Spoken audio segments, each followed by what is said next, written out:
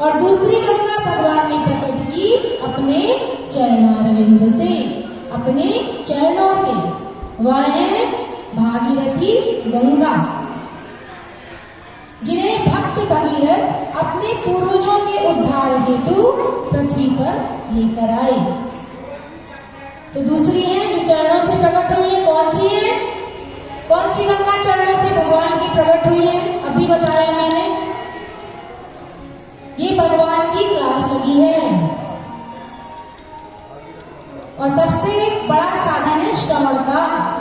भक्ति का पहला साधन है श्रवण। श्रवणम कीर्तनम विष्णु।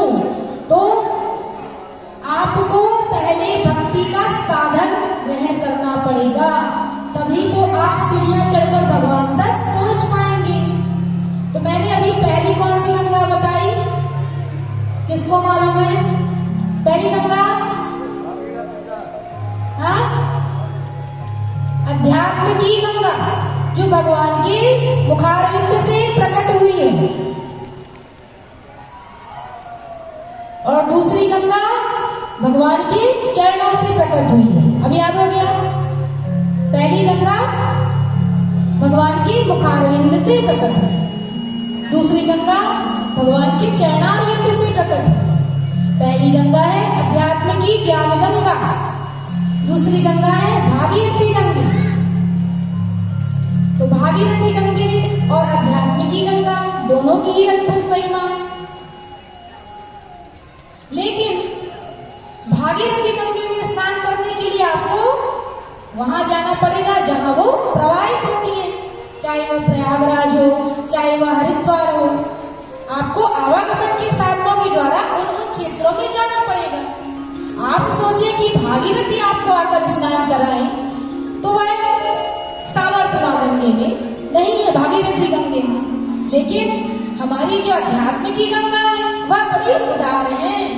वह तो समस्त प्राणियों का कल्याण करने के लिए ग्राम ग्राम, आपने ककरैटा ग्राम में पहुंच गई, आपका कल्याण करने के लिए, ककरैटा ग्रामवासियों का कल्याण करने के लिए मां नाहन देवी की कृपा है। तो अध्यात्म की ज्ञान गंगा में उदारता दिखाई देती है, वह बहुत उदार है।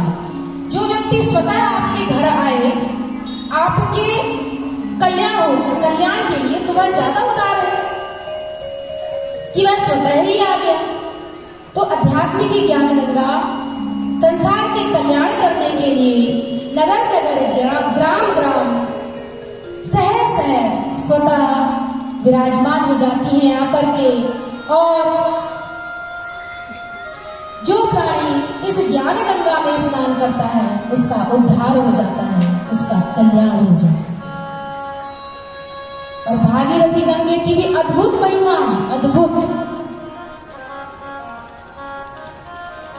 मां भागीरथी जो है गंगा, कहते हैं दर्शन और स्नान की बात तो छोड़ ही दीजिए, केवल मां गंगे का नाम ही कोई लाखों हजार योजन दूर से ले ले तो उस प्राणी का कल्याण हो जाता है। मां गंगे के लिए कहा गया है गंगा गंगे तियो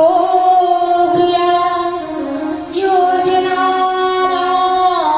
सतेरपि मुच्यते सर्व पापेभ्यो विष्णुलोके स गच्छति। मां गंगे का दर्शन और स्नान तो छोड़ ही दीजिए, अगर एक बार आपने नाम भी ले लिया दूर से ही मां गंगे का, तो भगवान मां गंगे